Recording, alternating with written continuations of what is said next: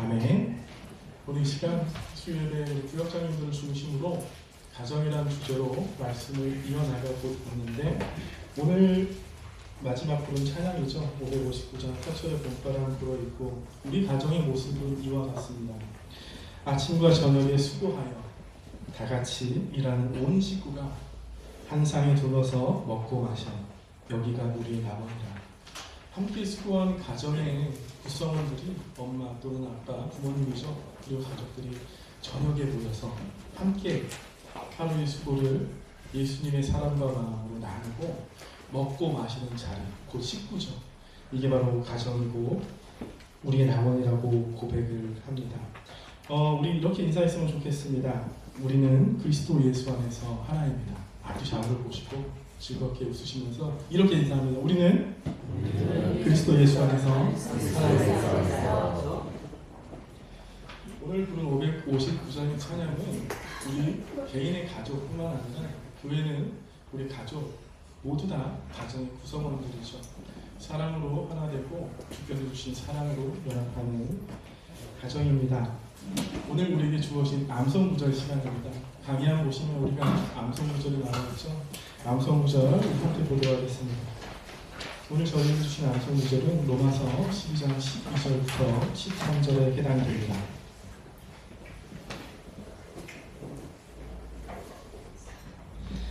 준비되었으면 큰 목소리로 우리 함께 읽도록 하겠습니다. 시작. 소망 중에 즐거워하며 어린 중에 찬송하며 기도에 항상 힘쓰며 성도들의 쓸 것을 공급하며 손의 대적을 힘쓰라.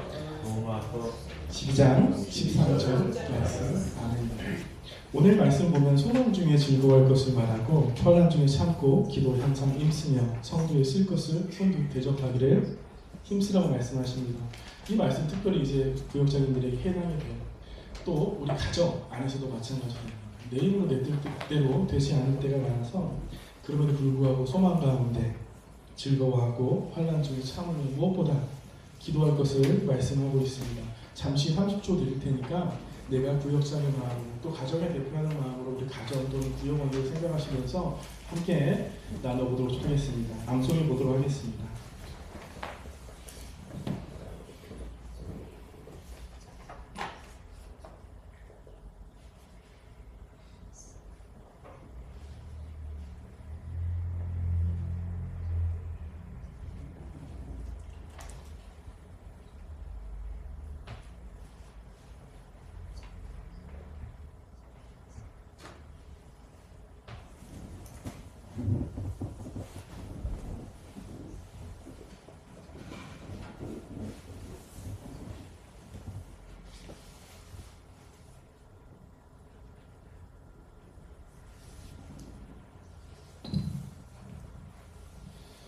저희 그럼 한 목소리로 함께 읽어보도록 하겠습니다. 시작. 소망 중에 즐거워하며 환난 중에 참으며 기도에 항상 힘쓰며 성도들의 쓸 것을 공급하며 손의 대적을 힘쓰라. 로마서 12장 13절. 아멘. 이어지는 본문 이해입니다. 저에게 주시는 갈라디아서와 누가복음에 대한 이해인데요. 본문 이해 보시면 우리 한 목소리로 읽도록 하겠습니다. 시작. 예수님을 믿는 사람들은 하나님의 독생자이신 예수 그리스도와 연합되어 하나님의 아들들이 됩니다. 하나님을 아버지로 섬기는 영적인 가족을 이루게 된 것입니다. 한 가족이 된 그리스도인들은 혈연적 가족의 기쁨과 만족만을 위해 살아가지 않습니다. 인종, 신분, 성별이 다르더라도 서로를 형제 자매로 여기며 주 안에서 한 가족을 이룬 교회와 이웃을 사랑하고 섬기며 살아갑니다. 우리가 예수님의 말씀을 따라 보상이나 이익을 기대하지 않고 조건 없는 사랑을 실천할 때 세상은 우리를 통해 하나님 나라의 영광을 보게 될 것입니다.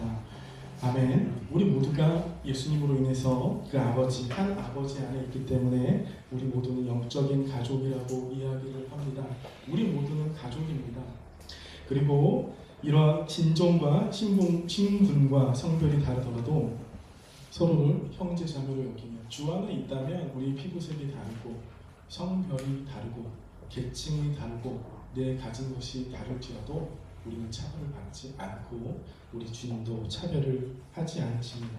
그리고 우리의 이런 모습이 예수님의 말씀을 따라 보상이나 이익을 기대하지 않고 조건 없는 사랑을 실천할 때, 오늘 누가복음에서 보면은 내가 밥 사주고 나도 얻어먹어야지 하는 것이 아니라 내가 조건 없이 이 사람을 사랑해주고 나누어주고 대가 없이 나눴을 때, 마치 우리 예수님께서 우리를 그렇게 사랑하셨잖아요. 십자가에서 어떤 조건이나 너희들이 무엇을 행함을 기대하는 것이 아니라 오로지 조건 없이 순수한 사랑을 통해 우리에게 나아오셨을 때 우리가 그 사랑을 받고 생명, 구원을 받은 것처럼 우리 또한 이렇게 살아갈 것을 우리 예수님께서는 바라고 계십니다.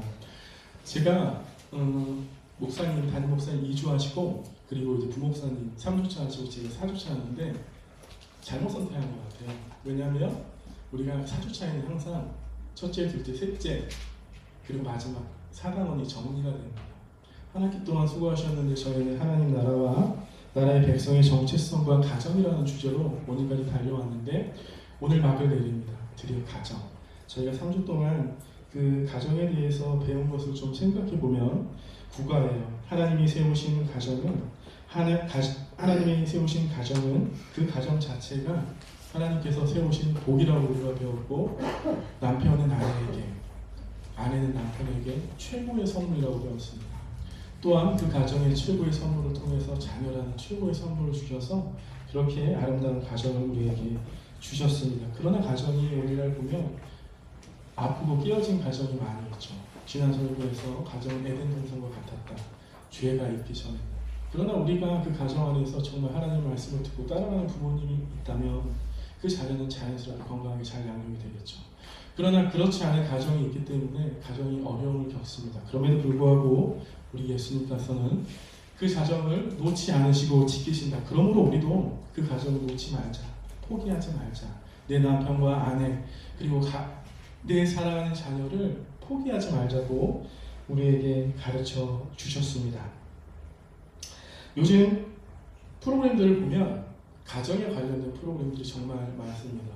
이혼, 제가 좀 찾아봤거든요. 이혼 숙녀 캠프, 결혼 지옥, 동상 이모, 부부 클리닉, 사랑과 전쟁 등 정말 이 가정이라는 주제로 어떤 패널들과 상담사들이 나와서 가정을 보내요. 저는 개인적으로 지난주 설교를 들으면서 참 공감했는데 오늘날 이러한 이야기와 카운셀링들이 많다는 겁니다. 그런데 이 중에서는 정말 건강한 상담, 그 상담을 통해서 가정을 이끌어가기도 하지만 한편으로는 파괴의 길로 나아가기도 해요. 지난 시간에 저는 이호선 씨라고 요즘 많이 나오게 되는데 그분이 저는 남편이 신학자인들은 부목사님 설교를 통해서 알게 되었는데 그래도 하나님의 말씀에 기초하고 그게 잡혀있는 사람이 하는 것과 세상적으로 인간의 영역에서 설명하는 것은 결국 나님과 인간의 선택에 불과합니다. 저는 오늘 그래서 우리가 가정에 대해서 하나님께서 말씀하여 주시고 그 성경을 통하여 가정에 대해서 우리가 배워온 말씀에 중심을 담아 기초를 삼아 나누어야 되고 들어야 된다고 생각합니다. 특별히 우리 구역장님들은 가정을 책임지고 계시잖아요. 내 가정도 있지만 구역이라는 가정, 그 구역원들의 가정을 위해서 우리가 오늘 암송구를 나눈 것처럼 어려워도 소망 중에 환난 중에 기도하고 애쓰고 계시는데 이러한 역할을 카운셀링, 상담 역할 이렇게 말씀을 배우고 그동안 신앙생활을 해오시면서 가정은 이런 거야 건면할 수 있어야 된다고 생각합니다. 그래야 우리 교회 안에 있는 가정들이 건강하게 설 수 있고 행복합니다. 그리고 구역장님들을 통하여 부교역자들에게 나누어 주시고 그게 기도 제목이 되고 함께 세워가는 거잖아요. 그리고 결국 우리 담임 목사님을 통하여 우리가 함께 나눔이 되고 기도가 되는 것이야말로 오늘 하나님께서 우리에게 주시는 건강한 가정 그리고 건강한 가정을 통한 우리 교회가 건강함으로 나아갈 수 있을 것입니다. 제가 오늘 12가인데 11과 보면서 지난 시간 진짜 많이 생각했거든요. 왜냐하면 저는 작년 성탄절 있지도 않는데 약간 어려움이 있어서 가정에 결국은 제가 잘못한 거예요. 합리적으로 따지면 저는 그때 할 말이 진짜 많았거든요. 근데 결국 아내에게 그렇게 얘기했습니다. 미안해, 고마워, 그리고 이렇게 얘기했어요. 사랑한다는 말이 교회에서 사랑합니다 하는데 그렇게 어떻게 생각해요. 그래도 아내에게 어쨌든 그 사건을 통해서 미안해, 고마워, 사랑해. 그리고 이제 저희 가정에 예배가 생겼습니다. 부교육자 가정에 교육자 가정에 예배가 없었다. 죄송해요. 진짜 죄송합니다.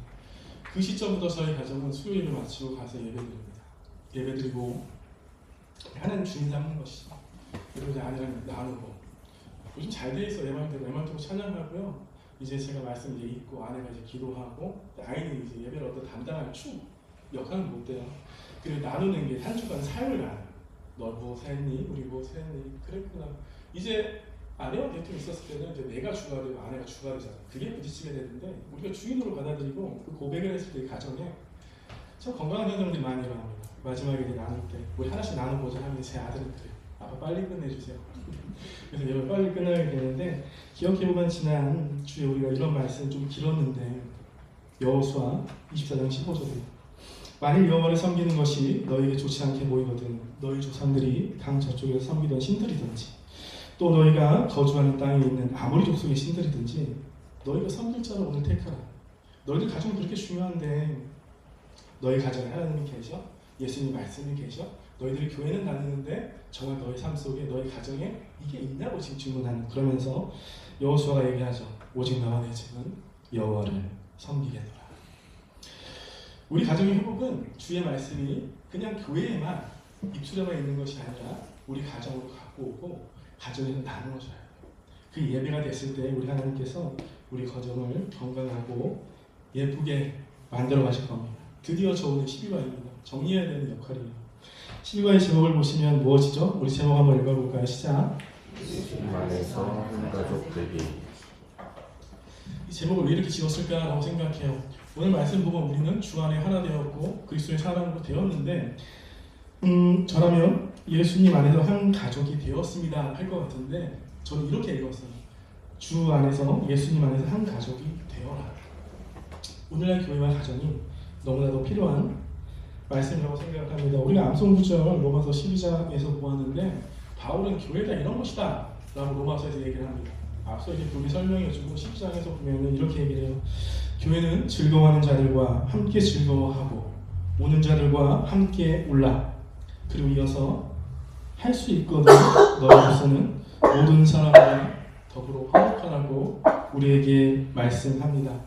저는 생각해 보건데 우리 교회는 가정, 예수님을 믿는 가정으로 구성되어 있는데 함께 즐거워할 수 있는 공간이라는 질문과 또 동시에 내가 정말 울고 싶을 때 눈물이 나는데 교회를 찾아와서 구역장님을 붙들고 목사님을 붙들고 울 수 있는 교회냐는요.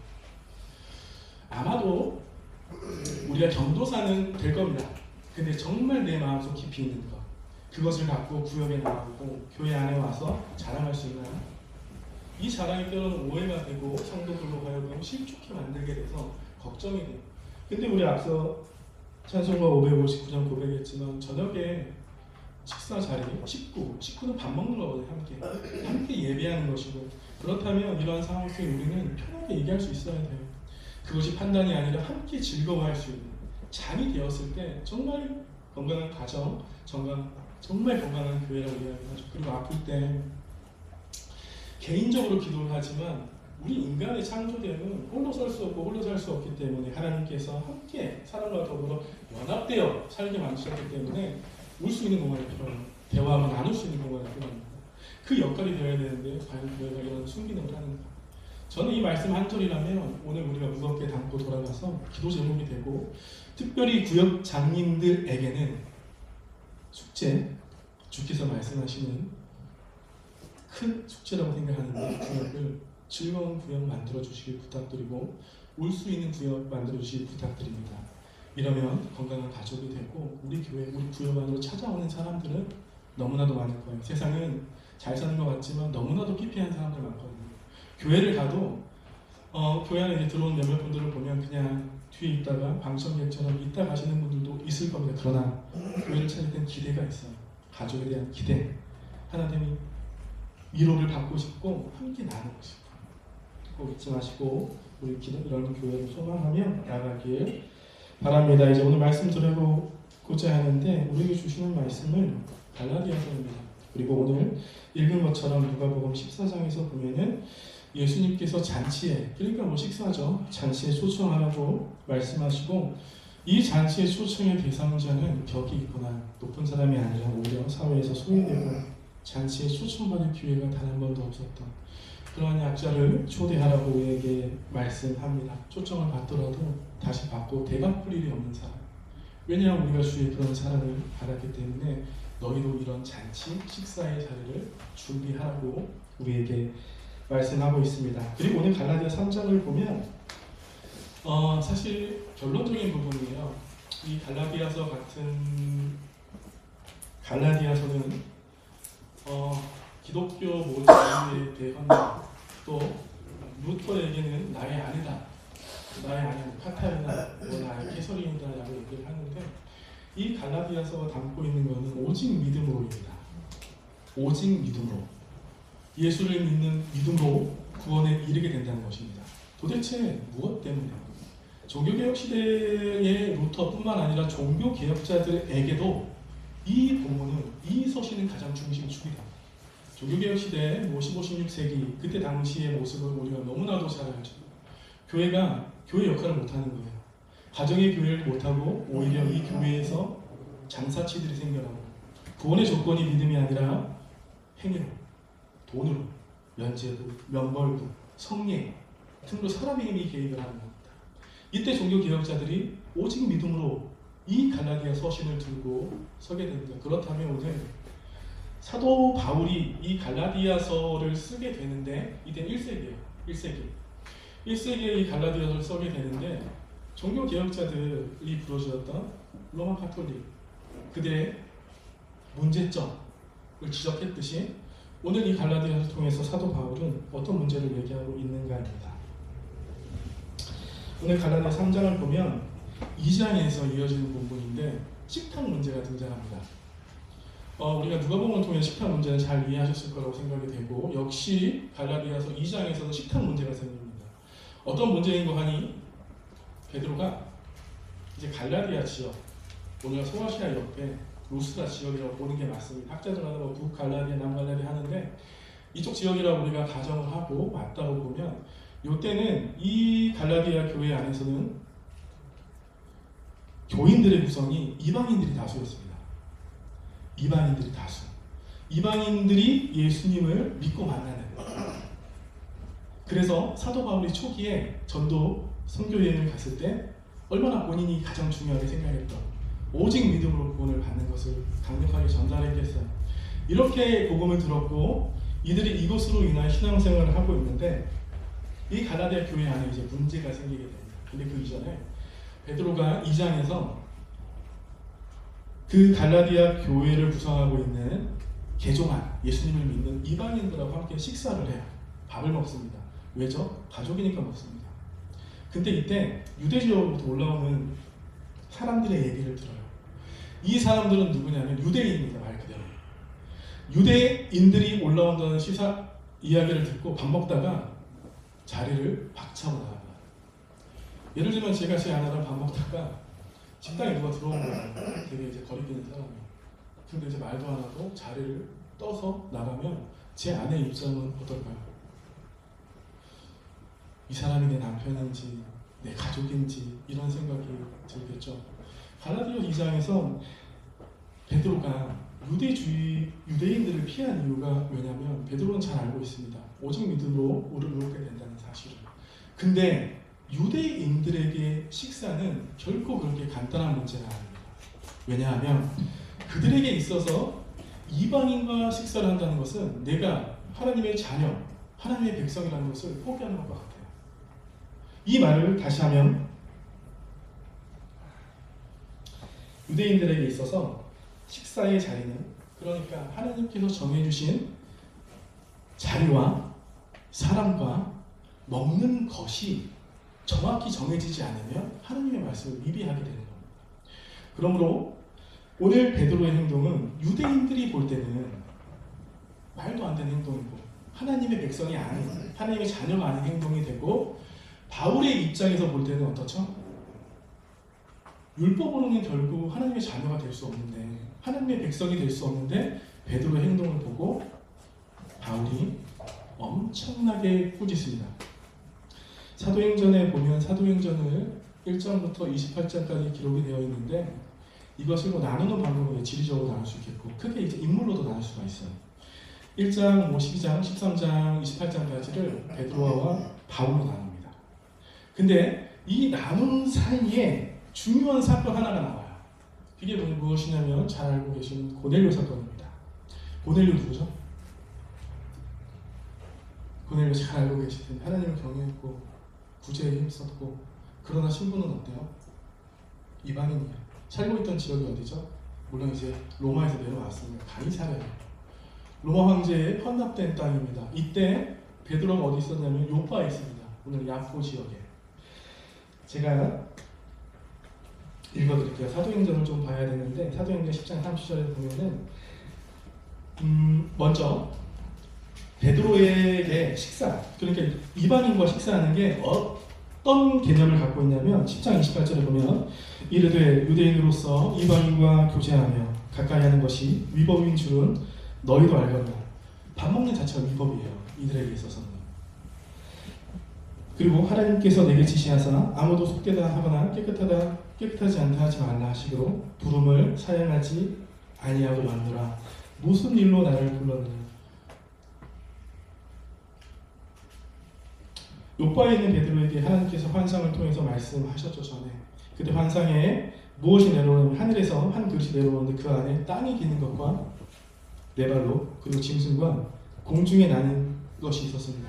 이거 유대인들이 먹을 수 있는 게 아닙니다. 근데 하나님께서 먹으라고 말씀하시고 베드로 거부합니다. 근데 하나님께서 내가 깨끗하다 한 것을 네가 왜 속되다고 하냐 라고 이야기를 하시고 베드로에게 고넬료의 집으로 갈 것을, 이방인의 식탁으로 갈 것을 말씀하세요.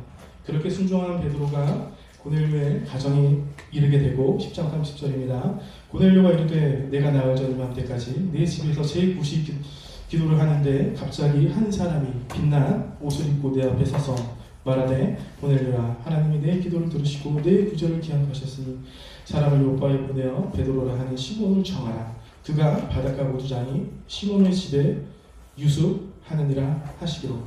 오늘 베드로가 이 장면을 보고 하나님께서도 환상을 통해 이방인에게 말씀하시는구나를 알게 되고 이어지는 본문에 보면 베드로가 입을 열어 말하되 내가 참으로 하나님은 사람을 외모를 보지 아니하시고 차별했다는 거 없다는 것입니다. 각 나라 중 하나님을 경외하며 의를 행하는 사람은 다 받으시는 줄 깨달았느니라. 그러니까 오늘 갈라디아 본문에서 이방인이나 그렇지 않은 사람이나 그것으로 인해서 하나님의 자녀가 되는 결정되지 않는다고 이야기하는 것이죠. 이어지는 본문에 우리는 유대인의 땅과 예루살렘에서 그가 행하신 모든 일의 증인이라. 그를 그들이 나무에 달아 죽였으나 베드로가 설교합니다. 복음을 전해요. 고넬료의 가정에 하나님이 사흘 만에 다시 살리사 나타내시되 부활의 예수님을 증거합니다. 모든 백성에게 하신 것이 아니요 오직 미리 택하신 증인 곧 죽은 자 가운데서 부활하신 후 그를 모시고 음식을 먹은 우리에게 하신 것이라. 우리에게 명하사 백성에게 전도하되 하나님이 살아있는 자와 죽은 자의 재판장으로 정하신 자가 곧 이 사람인 것을 증언하게 하셨고 그에 대하여 모든 선지자도 증언하되 그를 믿는 사람들이 다 그의 이름을 힘입어 죄 사함을 받는다 하였느니라. 아멘. 예수님의 십자가로 인하여 죄 사함을 받는다. 복음 설교를 해요. 이방인의 가정에 들어가서. 그러자 어떤 일이 생기냐면 베드로가 이 말을 할 때에 성령이 말씀 듣는 모든 사람에게 내려오시니 베드로와 함께 온 할례받은 신자들이 이방인들에게도 성령 부어주심을 말미암아 놀라게 됩니다. 그리고 이는 방언을 말하며 하나님을 높임을 드리미라. 이에 베드로가 이르되 이 사람들이 우리와 같이 성령을 받았으니 누가 능히 세례 베품을 금하려 하고 명하여 예수 그리스도의 이름으로 세례를 베풀라 하니라. 그들이 베드로에게 며칠 더 머무기를 청합니다.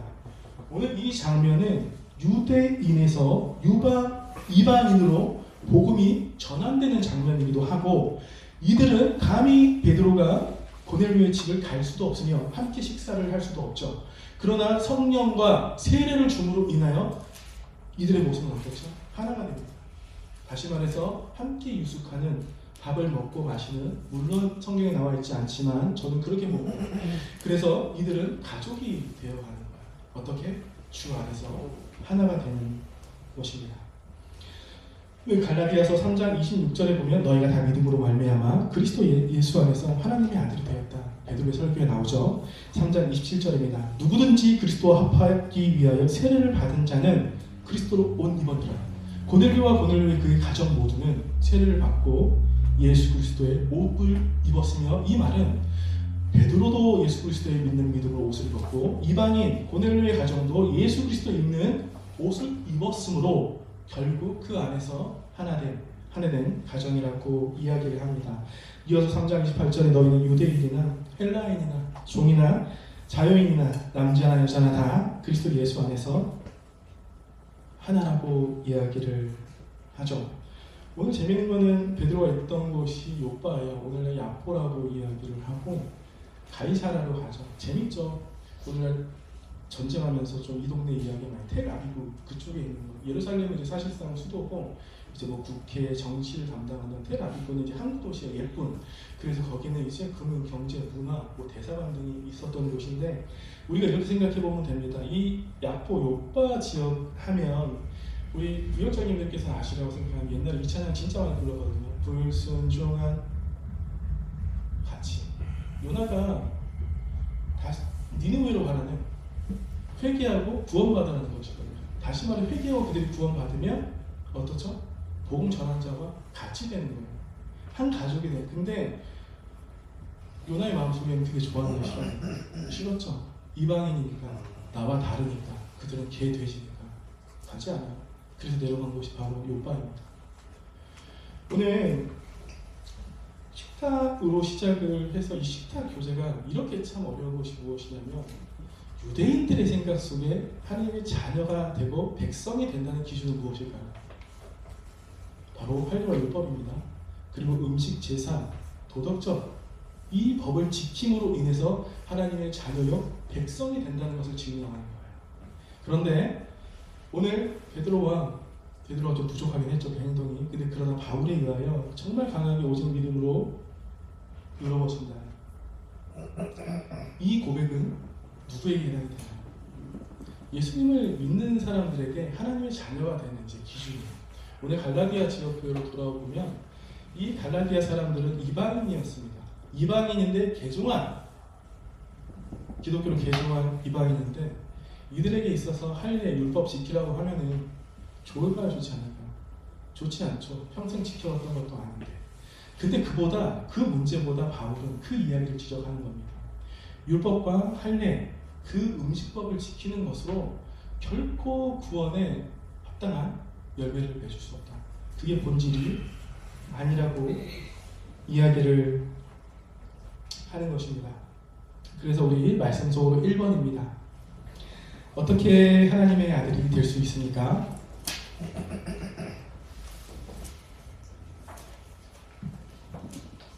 맞추시면 5달란트 드리도록 하겠습니다. 달란트는 연말 유초등부 오시면 생명길 사실 수 있어요. 어떻게 하나님의 아들이 될 수 있습니까? 예, 맞습니다.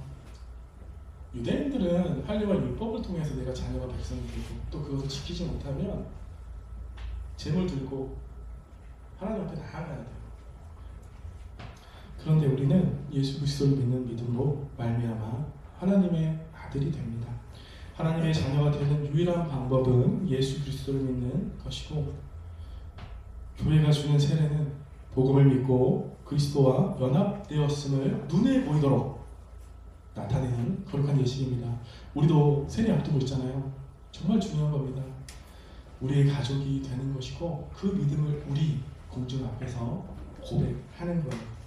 그러므로 바울은 세례를 받은 사람은 그리스도로 옷 입은 사람, 즉 그리스도와 연합된 사람이라고 말하고, 또한 예수님을 믿는 사람은 친정한 아브라함의 후손으로서 하나님께서 아브라함에게 약속하신 하나님 나라를 유업으로 받아 누릴 상속자들입니다. 본문 준비하면서 갈라디아서가 참 쉽지만 또 어려워요. 몇 번 보고 하는데, 예전에 제가 이제 학교에서 배웠던 교수님이 계세요. 우리 목사님들은 다 아실 텐데요. 이제 은퇴하셨는데 이제 갈라디아서에 대해서 많이 썼고 방대하게 주장하셨어요. 근데 이따가 좀 세례에 대해서 우리 한번 나누면 좋겠다. 제 글이 아니기 때문에 이것은 제가 그대로 인용함을 밝혀드립니다. 믿음은 예수를 주로 시인하고 그의 뜻대로 살 것을 결심하는 전인적이며 전폭적인 헌신의 내면적 행위라고 한다면, 세례는 공중 앞에서 자신의 믿음을 논증하고 드러내는 것이며, 따라서 예수 그리스도와의 사이에 새롭게 형성된 관계를 외적으로 표시하는 것이다. 그러므로 세례는 그 자체의 의식을 통해 구원을 보장하는 것이 아니고 믿음으로 그리스도와 연합하여 그와 새로운 관계에 들어선 것을 나타내는 외적인 표시라고 할 수 있다입니다. 말씀 속으로 두 번째입니다. 누가 그리스도 예수 안에서 하나가 됩니까요? 갈라디아서 오늘 본문 3장 20절하고 27절하고 28절 다시 한번 읽어보시겠습니까?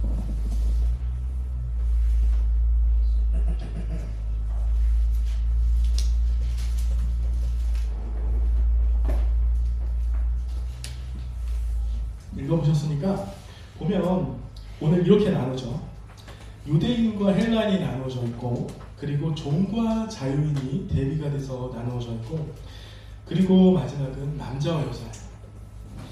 유대인 헬라인은 성경에 많이 등장하지만 유대인들은 유대인들이 아닌 사람은 사실상 인종 취급을 안 했어요. 개 또는 돼지라고 봤던 게 맞죠. 재밌는 것은 이제 성경에서 헬라인은 지혜인이나라고 하는 표현이 많이 등장하는데, 이 땅에서는 우리가 알고 있듯이 지혜자, 철학자들이 태어난 나라예요. 그 철학을 필로소피아라고 하잖아요. 지혜를 사랑하는 것. 이 땅에 아리스토텔레스, 그 전에 플라토, 그리고 소크라테스, 이름만 들으셔도 정말 인생에 대해서 고민하는 사람들이거든요.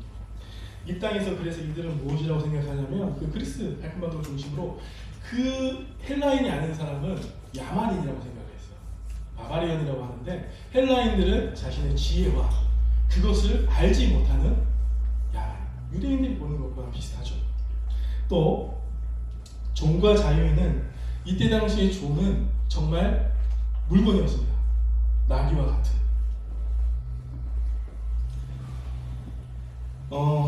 승동교회 아시죠? 저희 교회도 70년 됐는데, 이제 조선 후기 때, 1800년 때 승동교회에서 한 사건이 되게 유명해졌어요. 그 백정 사건. 당시 이제 신부 이제 철폐가 되고 하지만, 백정 한 분이 당시 승동교회 양반들이 주류를 이루었는데, 이때 예배를 드리러 들어옵니다.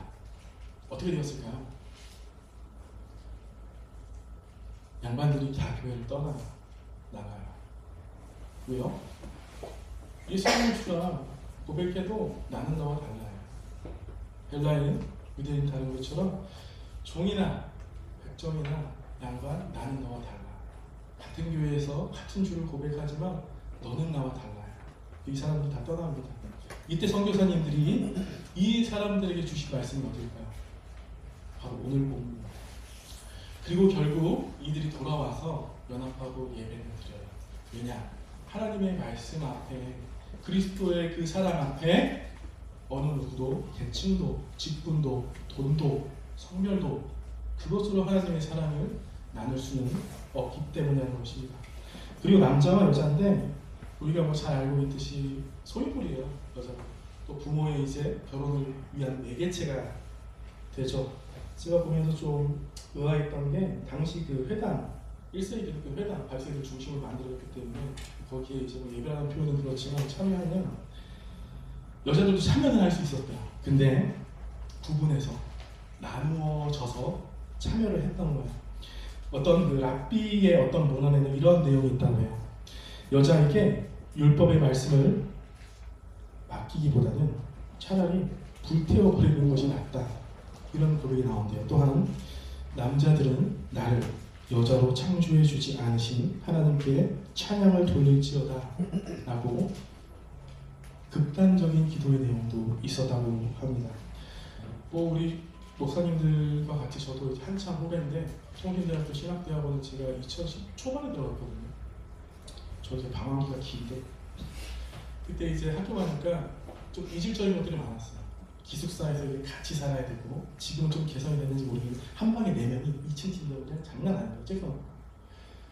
그래서 이제 종종 이제 학교 주위는 되게 좋아요. 정말 좋아. 바람 쐬기도 좋고. 근데 산기슭 한 곳에 교회 하나를 만들어놨어요. 만든다기보다는 이제 1883년에 이제 교회의 시작이거든요. 소래교회라고 그것을 정확히 못 떠서 기와집으로 정말 예쁘게 잘 지어놨어요. 그래서 저희 원장님들 시간 되시면 봄에 가면 좋아요. 벚꽃 진짜 많이 피고 예쁘고 가을에 가면 또 둘이 막 떨어지는데 그때 이제 제가 가서 이제 둘러보는데 교회가 생긴 게 희한해요. 기역자로 돼 있어요. 기역자. 일자가 아니에요. 로마노스크 집단, 뭐 극자로 집단. 왜 100년 전에, 100년 전에 왜 이렇게 지었을까? 물론 평양에 있던 교회예요. 평양대교원 알고 계시죠? 내려오서 본토는 건데 왜 기역자로 돼 있을까 하고 들어가 보니까 강대상이 어디 있을까? 이쪽은 되면 이쪽이 안 보일 거고 이쪽은 안 보이죠. 그래서 이제 기역자가 되는 꼭지점에 만나는 것이 강대상이에요. 그래서 오른쪽 보고 설교하고 왼쪽 보고 이제 갈라디아서 왼쪽 보고 누가 보고 설교하고 왜 그랬을까요? 맞추시면 역시 5달란트 드리고 연말 유치원에 오셔서 쓰실 수 있습니다. 여자와 남자가 다 따로따로. 아멘. 역시 전도 폭발하신 권사님 답습니다. 남녀 칠세 이제 부동석이라는 건데 사실 그게 성적 차별이죠. 남자 여자 같이 보지 않아요. 100년 전의 교회의 모습이 이랬습니다. 오늘 우리 성도님들께 나눠드린 묵상 이야기를 보면 토킨스 목사님 이야기가 나옵니다. 인종차별이 심한 미국 지금도 마찬가지예요. 그러나 그래도 정말 어렵고 힘든 이 흑인들과 오늘 백인들이 함께 예배드리는 장. 미국의 100년, 200년 전은 진짜 처참했습니다. 근데 지금 뭐 미국 말도 하고 탈도 많은데 그래도 어떤 부분에 있어서는 좋아지는 것도 맞아요. 그 성경을 들고 이제 미국 푸린 대통령이 고백을 하잖아요. 분명 우리가 볼 때는 실망스럽고 그런 것도 많지만 하나님 하시는 일 앞에 좀 우리가 좀 고민하고 기도해야 될 이야기도 있습니다.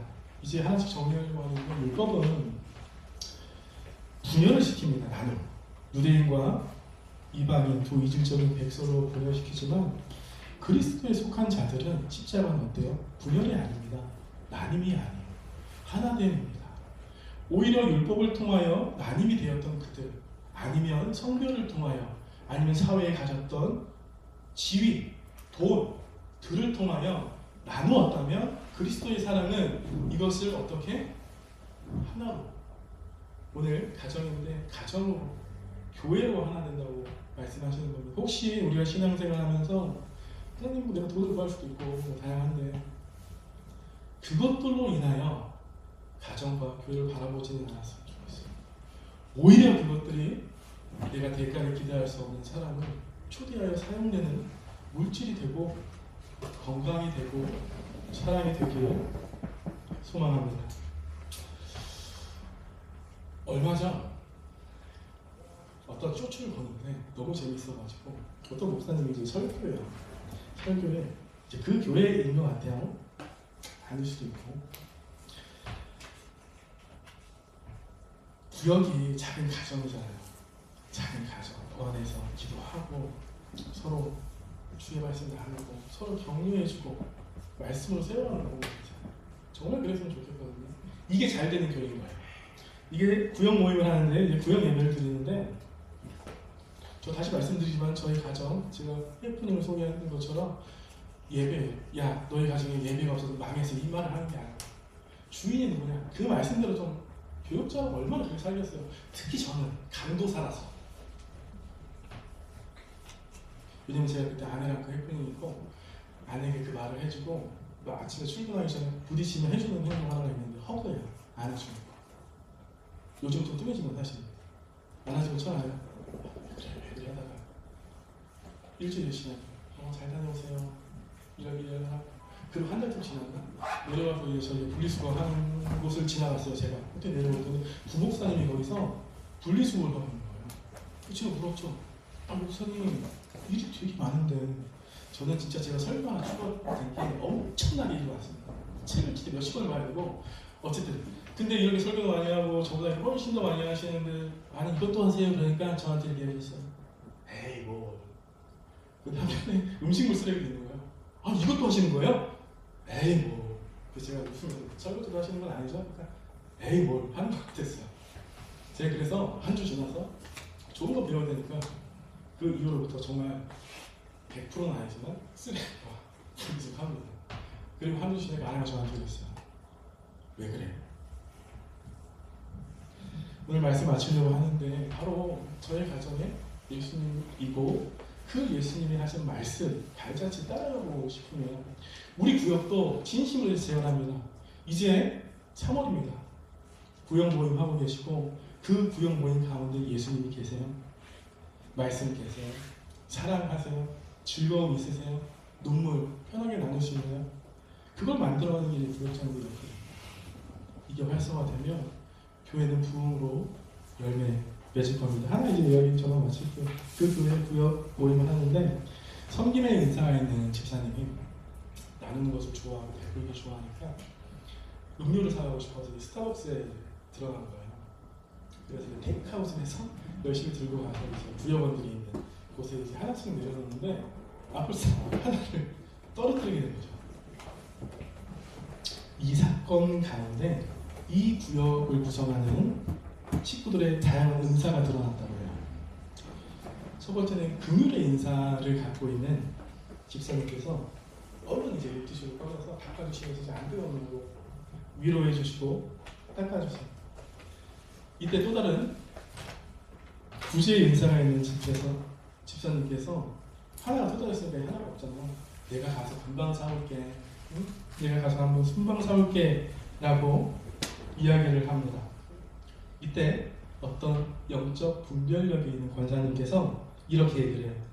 집사님, 이 일을 통해서 하나님께서 집사님을 통해 하시고자 하는 일이 있음을 깨달으시기 바랍니다. 이렇게 얘기를 하더래요. 그런데 이때 마지막으로 예언에 있는 은사가 있는 권사님께서 이렇게 얘기를 하시더래요. 내가 이럴 줄 알았어. 어쩜 이렇게 다들 안 오셨을까요? 그렇죠? 전 한참 웃었는데 이걸 보고 구역 안에 정말 다른 성격의 다른 배경에 있는 사람이 있어요. 오늘 말씀 안에 유대인 해가 극과 극이고 종과 어떻게 자유인 주인이 하나 될 수 있겠어? 말도 안 돼요. 100년 전만 해도 우리 기억자 예배당을 그러나 그리스도의 사랑이 있다면 마땅히 그 사랑을 우리가 자녀 되었다고 고백을 한다면 우리의 가정과 구역은 사랑으로 점점 하나 되고 기쁨의 소리가 흘러나와 이것이 이태원 지역에 이 교회를 찾고 싶게 하는 놀라운 시작이 될 것입니다.